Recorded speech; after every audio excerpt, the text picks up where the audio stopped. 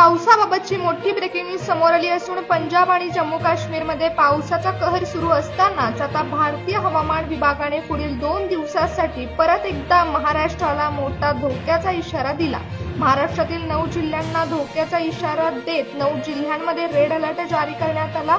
महाराष्ट्रातील 9 जिल्ह्यांसाठी पुढील 2 दिवस हे धोक्याचे असणार। गुजरातच्या उत्तरेकडील भाग आणि राजस्थानच्या नैऋत्येकडील कमी दाबाच्या प्रणालीमुळेच राज्याच्या अनेक भागांवरती प्रचंडमानाचा परिणाम दिसून येत आहे। अतिवृष्टी होणार असून बंगालच्या उपसागरासह अरबी समुद्रात कमी दाबाचा पट्टा सक्रिय झाल्यामुळे आणि तिथे निर्माण झालेल्या चक्राकार वाऱ्याच्या स्थितीमुळेच मराठवाडा आणि विदर्भासह महाराष्ट्रातील उत्तरेकडे असणाऱ्या भागांना चक्रीवादळासह मुसळधार पावसाचा सामना करावा लागणार। राजस्थानच्या पाली, जोधपूर, बारमेर, उदयपूर या भागात देखील पावसाचा इशारा देण्यात आला असून अनेक ठिकाणी पावसाच्या अंदाजानुसार शाळांना सुट्ट्या देण्यात आल्या आहेत। हवामान विभागाच्या शाखेने दर्शवलेल्या अंदाजानुसार राज्यातील उत्तरेकडे असणाऱ्या काही भागांमध्ये पावसाच्या सरीचा जोर वाढणार तर वाऱ्याचा वेग देखील 80 किलोमीटरवरून 120 किलोमीटरवर पोहोचणार।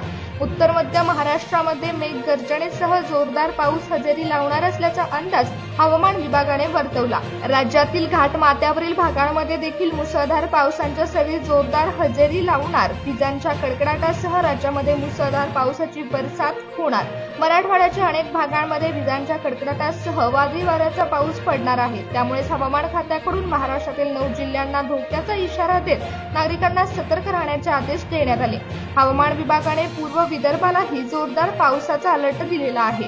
कर्नाटक किनारपट्टीपासून पूर्व मध्य अरबी समुद्रात चक्रीवादळ देखील निर्माण होण्याची शक्यता आहे। यामुळेच महाराष्ट्रातील 9 जिल्ह्यांमध्ये कमी दाबाचे क्षेत्र तीव्र होणार असून उत्तरेकडे सरकून मुंबईमध्ये हे कमी दाबाचे क्षेत्र येणार असून महाराष्ट्रातील 9 जिल्ह्यांकडे हे सरकणार। त्यामुळेच वादळी वाऱ्यासह मुसळधार पावसाचा इशारा देण्यात आलेला आहे। त्याचबरोबर काही भागांमध्ये विजांचा कडकडाट देखील मोठ्या प्रमाणात होताना दिसून येणार आहे। मोठ्या प्रमाणात वाऱ्याचा वेग देखील वाढणार असल्यामुळेच बंगालच्या उपसागरामध्ये आणि अरबी समुद्रामध्ये निर्माण झालेल्या कमी दाबाच्या क्षेत्राचे परिणाम महाराष्ट्रातील 9 जिल्ह्यांना भोगावे लागणार। वाऱ्याचा वेग देखील प्रचंड वाढणार असल्यामुळे पुढील 2 दिवस हे धोक्याचे असणार आहेत। त्यामुळे शेतकऱ्यांना देखील शेती पिकांचं संरक्षण करावं लागणार। त्याचबरोबर नागरिकांना देखील सुरक्षित राहण्यासाठी प्रशासनाकडून सूचना देण्यात आल्या। काही जिल्ह्यांमध्ये पावसाचा वेग भरपूर वाढणार असून अवघ्या काही तासांमध्ये पूर परिस्थिती निर्माण होण्याची शक्यता आहे। त्यामुळेच हवामान खात्याकडून आधीच धोक्याचा इशारा देण्यात आलेला आहे। भारतीय हवामान विभागाकडून देण्यात आलेला हा धोक्याचा इशारा फक्त महाराष्ट्रापुरताच नाही तर या अगोदरच अरबी समुद्रामध्ये निर्माण झालेल्या कमी दाबाच्या पट्ट्याचे परिणाम हे पंजाब राज्यामध्ये देखील पाहायला मिळाले आहेत। पंजाबमध्ये देखील भयानक पूर परिस्थिती निर्माण झालेली आहे, परंतु ही पूर परिस्थिती देखील कायम असणार आहे। पुढील 5 दिवस तरी पंजाबमध्ये पावसाचा जोर असाच कायम राहणार आहे, ज्यामुळे आधीच पूर परिस्थिती भयानक झाली होती आणि सर्व जिल्हे विळख्यात अडकले होते। परंतु आता आणखी असंख्य गावं पाण्याखाली जाणार असून पुरांच्या संकटाचा सामना लोकांना करावा लागत आहे। हेक्टर पिकांचं नुकसान झालं असून पावसाचा धोका आता उत्तराखंडमध्ये देखील निर्माण होऊ शकणार आहे। उत्तराखंडमध्ये देखील भारतीय हवामान विभागाने पावसाचा धोक्याचा अंदाज वर्तवला। त्याचबरोबर पावसाचा जोर वाढणार असून नद्यांना पूर परिस्थितीचा सामना करावा लागणार तर शहरी भागातील लोकांना देखील वादळी वाऱ्यासह पावसाचा सामना करावा लागणार आहे। 2 दिवस अतिवृष्टीचे असल्यामुळे सतर्कतेचा इशारा देण्यात आलेला आहे। 2 दिवस अतिवृष्टीचे असल्यामुळे सतर्कतेचा इशारा देण्यात आलेला आहे। अरबी समुद्रामध्ये कमी दाबाचे क्षेत्र तीव्र झाल्यामुळे पावसाची तीव्रता वाढली असून धोका 9 जिल्ह्यांना आहे। अतिमुसळधार पाऊस, वादळी वाऱ्याचा धोका आणि विजांचा कडकडाट अशी चक्रीय वाऱ्याची स्थिती 9 जिल्ह्यांमध्ये निर्माण होणार। त्याचबरोबर घाटमाथ्यावरती देखील वाऱ्याची चक्रीय स्थिती निर्माण होणार असल्यामुळे प्रचंड वादळी वारा देखील सुटणार आहे। हवामान खात्याकडून ज्या 9 जिल्ह्यांना रेड अलर्ट देण्यात आलेला आहे तेथील नागरिकांना सतर्क राहण्याचं आवाहन देखील करण्यात आलं आहे।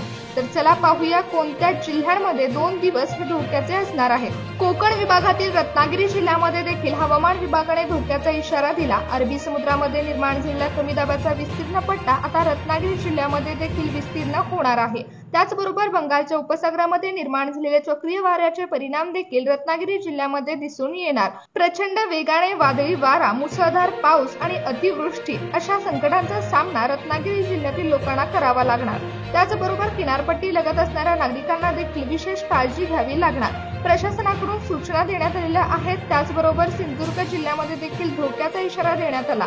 हवामान खात्याकडून सिंधुदुर्ग जिल्ह्यामध्ये पुढील 2 दिवस हे धोक्याचे देण्यात आलेले आहेत. 2 तासामध्ये चक्रीवादळाची स्थिती सक्रिय होणार असून प्रचंड वेगाने वादळी वारा देखील या जिल्ह्यांमध्ये सुटणार आहे. त्याचबरोबर आज मध्यरात्री जोरदार पाऊस हजेरी लावणार असून पुढील 2 दिवस हे अतिमुसळधार पावसाचे सिंधुदुर्ग जिल्ह्यामध्ये असणार आहेत. उद्या काहीच तासांमध्ये ढगफुटी सदृश पाऊस सिंधुदुर्ग जिल्ह्यामध्ये बरसणार असून धोक्याचा इशारा देखील देण्यात आला. त्याचबरोबर महाराष्ट्राची राजधानी असलेल्या मुंबई शहरामध्ये देखील ढगफुटी सदृश पावसाचा अलर्ट जारी करण्यात आला. चक्रीवादळाचे परिणाम मुंबई शहरामध्ये दिसून येणार असून कमी दाबाचा पट्टा उत्तरेकडे सरकून मुंबई शहरामध्ये देखील तीव्र होणार. त्यामुळे अवघ्या काहीच तासात मुंबई शहरामध्ये जोरदार पावसाच्या सरी कोसळणार. सातारा जिल्ह्यामध्ये देखील हवामान खात्याकडून रेड अलर्ट देण्यात आलेला आहे. सातारा जिल्ह्यातील घाट परिसरामध्ये मुसळधार पावसाच्या सरी वाढणार असून सातारा जिल्ह्यामध्ये पावसाची तीव्रता वाढणार आहे. नागरिकांना सतर्क राहावं लागणार. सातारा जिल्ह्यामध्ये पाऊस मोठ्या प्रमाणामध्ये बरसणार असल्यामुळे हवामान खात्याकडून सतर्कतेचा इशारा देण्यात आलेला आहे. अरबी समुद्रामध्ये निर्माण झालेल्या बदलांमुळेच सातारा जिल्ह्यामध्ये हे पावसाचे परिणाम दिसून येत आहेत. अतिवृष्टीसारखा पाऊस सातारा जिल्ह्यामध्ये आज मध्यरात्री बरसणार.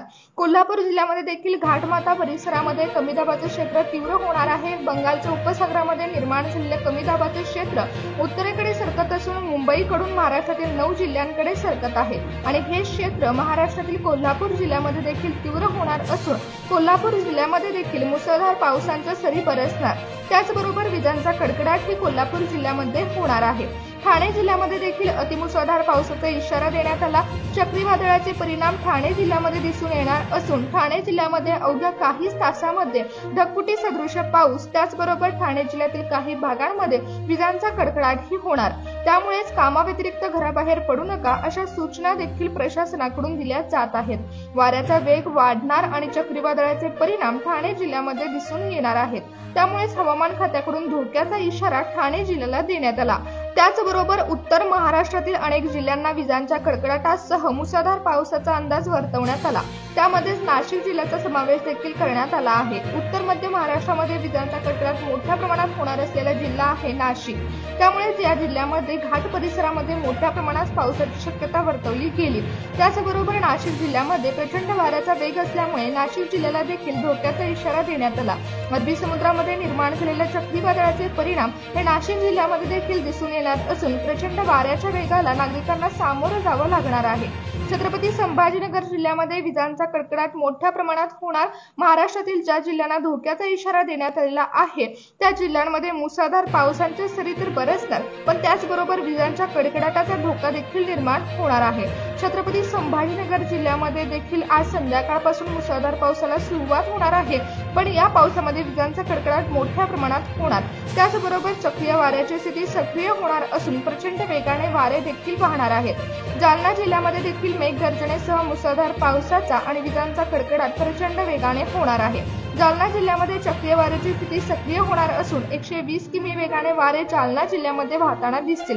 त्यामुळे जालना जिल्ह्यामध्ये प्रचंड वाऱ्याचा वेग असल्यामुळे धोक्याचा इशारा देण्यात आला. या 9 जिल्ह्यांसाठी पुढचे 2 दिवस हे धोक्याचे असणार आहेत. नागरिकांना सतर्क राहण्याचे आवाहन करण्यात आले. आपत्कालीन पथके देखील सज्ज करण्यात आली असून पावसाचा जोर भरपूर वाढणार. हवामान खात्याकडून अंदाज वर्तवण्यात आला असून चक्रीय वाऱ्याची स्थिती देखील सक्रिय होणार असून प्रचंड वादळी वारा देखील सुटणार आहे.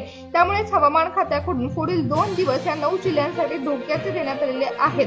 पावसाची तीव्रता वाढणार असून अतिवृष्टीचे क्षेत्र निर्माण होणार. कमी दाबाचे पट्टे तीव्र होणार असून अतिवृष्टी होणार आहे. त्याचबरोबर चक्रीवादळाचे परिणाम देखील या 9 जिल्ह्यांमध्ये दिसून येणार असून काही भागांमध्ये अतिवृष्टीचा इशारा देण्यात आला.